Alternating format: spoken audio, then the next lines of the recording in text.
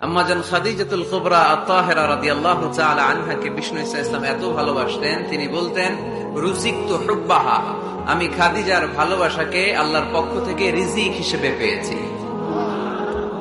খাদিজাতুল কুবরা আত-তাহেরা রাদিয়াল্লাহু তাআলা আনহার ইন্তেকালের পরে উনি খাদিজাতুল কুবরা আত-তাহেরা রাদিয়াল্লাহু তাআলা আনহার বান্ধবীদের বাড়িতে কুরবানির গোশত হাদিয়া পাঠাতেন।